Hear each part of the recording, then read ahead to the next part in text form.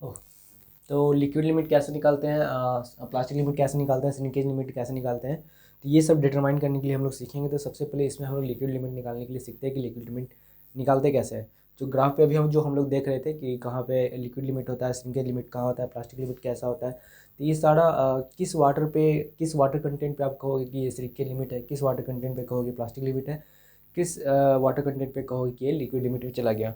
तो कैसे बताते हैं, किस बेसिस पे बताते हैं, तो उसके लिए टेस्ट है। टेस्ट को हम लोग देखेंगे कैसे कैसे करते हैं और उसको हम लोग समझेंगे। तो सबसे पहले बात करते हैं कि लिक्विड लिमिट अगर टेस्ट करना है तो आपके पास ये 4 मेथड है। Casagrande method, one point method, static cone penetration method और बीएनसीआर टेस्ट मेथड। तो इसमें आपको दो तो बिल्कुल नहीं पढ़ना है, एकदम से नहीं पढ़ना है। आपको कैसे ग्रांडे मेथड पढ़ना है और बीएनसीआर टेस्ट मेथड पढ़ना है। तो सबसे पहले अभी हम लोग कैसे ग्रांडे मेथड देखेंगे, ये कैसे कैसे इसका प्रोसीजर है, क्या इंस्ट्रूमेंट पड़ता है और इसे हम लोग कैसे इस्तेमाल करते हैं। अदर डेफिनेशन पे लिक्विड लिमिट क्या होता है, it is a water content at which soil passes from liquid state to plastic state और वाइस वर्सा। यानी कहने का मतलब कि इस तरह से जो हम लोग देखे थे, इस तरह से ये श्रिंकेज लिमिट हो गया, ये प्लास्टिक लिमिट हो गया और ये क्या हो गया, लिक्विड लिमिट हो गया। तो लिक्विड लिमिट की अगर बात करते हैं तो क्या होगा कि it is the water content, जिस वाटर कंटेंट पे ये at which the soil passes from liquid state, यानी कि liquid state to plastic state. यानी कि यहाँ पे क्या होगा, प्लास्टिक स्टेट होगा, यहाँ पे लिक्विड स्टेट होगा और यहाँ पे क्या होगा, सेमी सॉलिड स्टेट होगा और ये क्या होगा, सॉलिड स्टेट होगा। तो जिस वाटर कंटेंट पे या तो प्लास्टिक स्टेट से ये लिक्विड स्टेट में चला जाए, लिक्विड स्टेट में चला जाए, या लिक्विड स्टेट से कह सकते हैं कि प्लास्टिक स्टेट में चला जाए, इसलिए वाइस वर्सा लिखा हुआ है। तो जिस वाटर कंटेंट पे ये प्लास्टिक स्टेट से लिक्विड स्टेट में चला जाए या लिक्विड स्टेट से प्लास्टिक स्टेट में चला जाए, तो उस वाटर कंटेंट को क्या बोलेंगे, लिक्विड लिमिट हम लोग बोलते हैं। ठीक है, ये ग्राफ पिछले वाले स्लाइड में बताया हुआ है। ठीक है, तो इसको बोलते हैं हम लिक्विड लिमिट, या फिर दूसरे शब्दों में कह सकते हैं it is the minimum water content at which soil is in liquid state of consistency, liquid stage of consistency. यानी कि ये मिनिमम वाटर कंटेंट है जिस पे क्या है कि सॉइल आपका लिक्विड स्टेट पे रहेगा। इसके ज़्यादा पे तो रहेगा ही, लेकिन ये मिनिमम है, इतना मिनिमम तो चाहिए ही चाहिए जिस पे क्या हो कि सॉइल हो लिक्विड स्टेट पे पहुंच जाए। मैक्सिमम पे तो रहेगा, मिनिमम पे भी इतना मिनिमम पे ही रहेगा। या फिर दूसरे शब्दों में कह सकते हैं it is the minimum water content at which soil has flow tendency. यानी कि ये मिनिमम वाटर कंटेंट वो वाटर कंटेंट है जिस पे क्या है कि सॉइल के पास फ्लो टेंडेंसी होता है। फ्लो टेंडेंसी करने का मतलब होता है कि सॉइल जो हो आपका लिक्विड स्टेट में चला गया हो। समझ में आ गया होगा। ये 4 मेथड है। अब 4 मेथड में पहला मेथड देखते हैं कैसे, ग्राइंडिंग मेथड क्या होता है, इसको कैसे हम लोग यूज करते हैं। तो थोड़ा बड़ा है, इसको आराम से समझेंगे।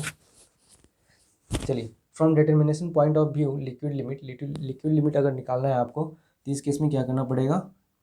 From determination point of view liquid limit may be defined as minimum water content at which part of the soil cut by groove of a standard sizes flows together to come closer by a distance of half inches 11 to 13.5 mm under the impact of 25 number of blows।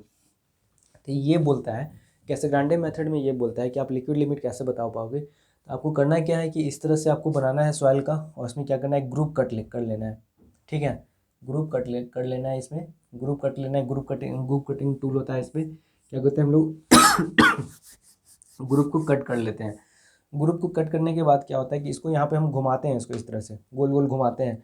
तो घुमाने के बाद होता है क्या है कि जो हाफ इंच का जो ग्रुप कट करके रखे हो, तो ये अगर 25 नंबर ऑफ ब्लोज में ये क्लोज आ जाता है, चिपक जाता है एक दूसरे से, तब हम कहेंगे कि ये लिक्विड लिमिट पे वाटर कंटेंट जो है लिक्विड लिमिट पे है। ठीक है, ये जो वाटर कंटेंट है लिक्विड लिमिट पे होगा, यानी कि लिक्विड लिमिट हम बोल देंगे कि वो वाटर कंटेंट लिक्विड लिमिट है। ठीक है, where the height of the impact is approximately 1 centimetre. तो ये जो हाइट होता है ये क्या होता है, जब इसको घुमाओगे तो क्या होगा, ये इस पे आगे टकराएगा, फिर ऊपर जाएगा, फिर टकराएगा, फिर टकराएगा। यानी कि ये ऊपर नीचे ऐसे होता है और ये पास में आते आते चिपक जाता है। तो ये कितना हाइट होना चाहिए, 1 सेंटीमीटर का हाइट होना चाहिए। और ये हाइट कितना होता है, 8 mm का होता है। ये बेस विड्थ हो गया। और ये जो काटते हैं हम लोग, ये हाफ इंच का कटिंग होता है। ठीक है, तो ये हाफ इंच याद रखना है, 11 to 13.5 mm। ये 1 सेंटीमीटर का हाइट होता है, इसको याद रखना जरूरी है। ये 8 mm नहीं भी याद रखोगे तो कोई दिक्कत नहीं है। The standard tool use for cutting groove may be either कैसे ग्रांडे टूल और ASTM टूल बोलते हैं, American society testing machine tool बोलते हैं। ASTM is generally use for less plastic soil like silt. तो ASTM का जनरली कहाँ use करते हैं हम लोग, सिल्ट में यूज करते हैं। तो इतना ये इंपॉर्टेंट नहीं है। बस इतना ही इंपॉर्टेंट था कि ये क्या होता है, घुमाने पर 1 सेंटीमीटर की हाइट पे ये रबड़ का बेस होता है, ये बेस होता है, रबड़ का बेस होता है, इसको ध्यान देना है। ये हाइट जो होता है 1 सेंटीमीटर का होता है। तो जितना अगर 25 नंबर ऑफ ब्लोज ये क्लोज आ जाता है तब तो बोलेंगे कि ठीक है लिक्विड लिमिट पे पहुंच गया। अगर लिक्विड लिमिट पे नहीं पहुंचता है, नहीं चिपकता है, तो इसमें क्या करेंगे, थोड़ा सा और पानी मिलाएंगे, फिर देखेंगे चिपकता है कि नहीं चिपका, तो फिर से क्या करेंगे, फिर से इसको क्या करेंगे हम लोग, पानी डालेंगे और फिर से इसको 25 नंबर ऑफ ब्लोज देंगे। तो अगर तब क्लोज आ जाता है तब कहेंगे कि वही जो लिक्विड लिमिट है वही इसका क्या हो जाएगा, प्लास्टिक, वही इसका वैसे क्या हो जाएगा, बोलेंगे कि लिक्विड लिमिट हो जाएगा। ठीक है,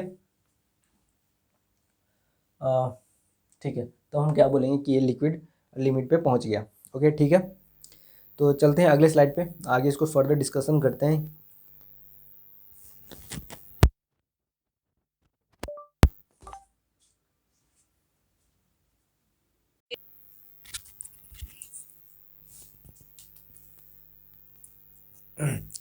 तो आगे देखते हैं डिटर्मिनेशन ऑफ लिक्विड लिमिट जो हम लोग कर रहे हैं उसमें आगे चलते हैं हम लोग। तो water content and corresponding number of blows करते क्या है कि इसमें वाटर कंटेंट डालते डालते हमको अगर जिस वाटर कंटेंट पे नंबर ऑफ 25 ग्लोज पे जो इसे घुमाने वाला जो भी बनाए थे यहाँ पे 25 ग्लोज पे ये चिपक जाता है, ये जो ग्रुप था ये क्या हो गया, चिपक गया, एक दूसरे के पास आ गया, तो उसी के वाटर कंटेंट को क्या बोलते हैं हम लोग, लिक्विड लिमिट बोलते हैं। वाटर कंटेंट एंड कॉरस्पॉन्डिंग, अब हम लोग पढ़ते हैं फ्लो कर्व किसको कहते हैं, फ्लो कर्व किसको कहते हैं उसको समझ रहे हैं। तो water content and corresponding number of blows required to flow the soil, the distance of half inch is noted in this test, and the result of the test is represented from the curve termed as flow curve।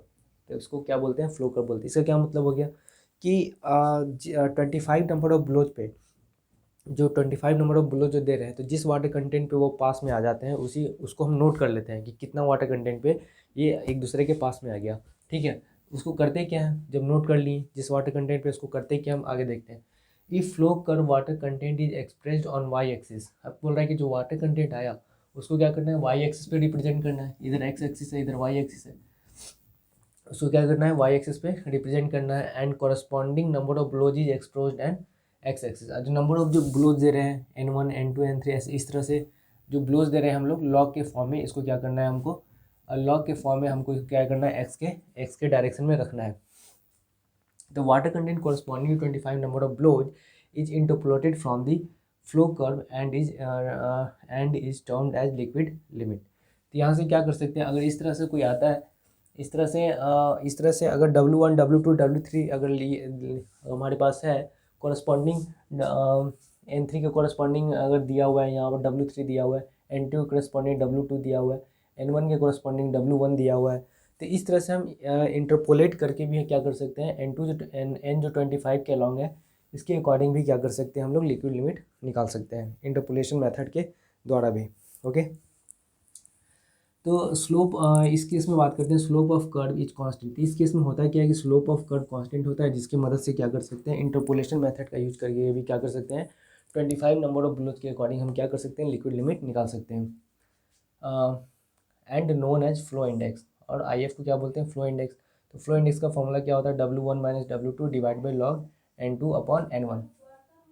इसको इस तरह से हम लोग लिखते हैं, N2 upon N1 को बस सिंपली लॉग के फॉर्म में इस तरह से हम लोग लिख सकते हैं। आगे बात करते हैं, soil having higher flow index represent higher rate of loss of shear strength, यानी I F directly proportional to rate of loss of shear strength. यानी कि जितना आई एफ ज़्यादा होगा, कहने का मतलब कि आई एफ जितना कहने का मतलब कि ये जो फ्लो होगा ये क्या आई एफ है क्या, ये एक्चुअली में इसका स्लोप है। तो ये जितना ज़्यादा स्लोप होगा, स्टीप होगा, उतना ही क्या होगा, लॉस ऑफ सीयर स्ट्रेंथ उतना ही ज़्यादा होगा।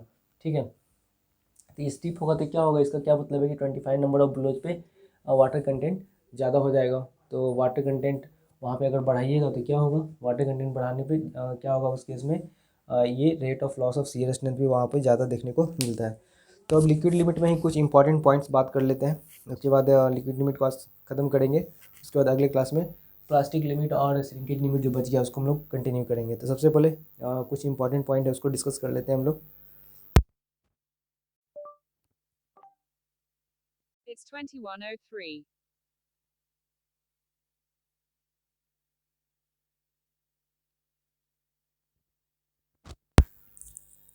तो इम्पोर्टेंट पॉइंट जो है अपना लिक्विड लिमिट में,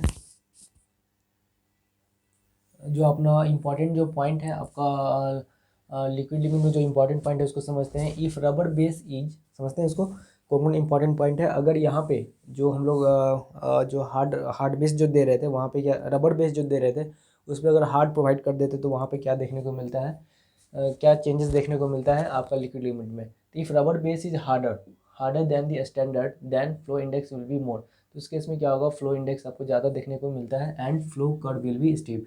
तो उस केस में क्या होगा, अगर सॉफ्टवेयर है तो इस तरह का कर्व देखने को मिलेगा, लेकिन अगर हार्डर नीचे यूज करते हैं तो इस केस में इस तरह से आपको देखने को मिलता है। जो कर्व जो हो जाता है क्या हो जाता है उस केस में, स्टीप हो जाता है, स्टीप हो जाता है। ठीक है, ओके। तो आगे बात करते हैं, अगला पॉइंट है at liquid limit all the soil possess same and negligible shear strength. ये लाइन बहुत इंपॉर्टेंट है कि कोई भी सॉइल अगर लिक्विड लिमिट पर पहुंच जाता है तो वहाँ जो शियर स्ट्रेंथ जो होता है 2.7 किलो न्यूटन पर मीटर स्क्वायर होता है। इंपॉर्टेंट पॉइंट है, ऑब्जेक्टिव में पूछ देता है। Soil having high liquid limit possesses high compressibility and such soil not suitable for engineering construction। तो soil having high liquid limit, अगर कोई ऐसा सॉइल है जिसके पास लिक्विड लिमिट काफ़ी ज़्यादा है तो वो सब इंजीनियरिंग कंस्ट्रक्शन में उसका यूज़ नहीं किया जाता है। ऐसा क्यों नहीं किया जाता है, ऐसा इसलिए किया जाता है ताकि वहाँ पे क्या होता है, इसका कंप्रेसिबिलिटी काफ़ी ज़्यादा हो जाता है। तो कंप्रेसिबिलिटी अगर ज़्यादा है तो कोई भी स्ट्रक्चर है वो क्या स्टेबल नहीं रह पाएगा। ये कुछ डेटा है, इसको याद अगर है तो ठीक है, नहीं तो कोई दिक्कत नहीं है। बात करते हैं कि टाइप ऑफ सॉइल। ग्रेवल के केस में लिक्विड लिमिट कितना 10% का अप्रॉक्स होगा, सैंड के केस में 10 से 15, सिल्ट के केस में 30 से 40 और क्ले के केस में अलुवियल सॉइल है तो 40 से 150 और ब्लैक कॉटन सॉइल है तो 400 से 500 लिक्विड लिमिट होगा। और बेंटोनाइट सॉइल है तो 400 से 800% होगा। यानी कि जैसे जैसे ये बढ़ रहा है नीचे की तरफ वैसे वैसे हम देख रहे हैं कि क्या होगा, लिक्विड लिमिट बढ़ रहा है यानी कि इसका कंप्रेसिबिलिटी सबसे ज़्यादा इसका होगा, फिर इसका होगा, इसका, यानी कि जैसे जैसे नीचे जाएंगे उसका क्या होगा, कंप्रेसिबिलिटी उसी तरह से बढ़ते चला जाएगा। ओके, ठीक है। तो बाकी जो बच गया प्लास्टिक लिमिट बच गया और श्रिंकेज लिमिट जो बच गया अगले क्लास में उसको फिनिश कर लेंगे। और फिर अगला जो एक टॉपिक और बचता है उसको हम लोग फटाफट करके ये यूनिट समाप्त कर लेंगे। ठीक है, तो ये लेक्चर नंबर 8 था। अगले क्लास में लेक्चर नंबर 9 से स्टार्ट करेंगे। Okay, thank you, best of luck, जय हिंद, जय भारत।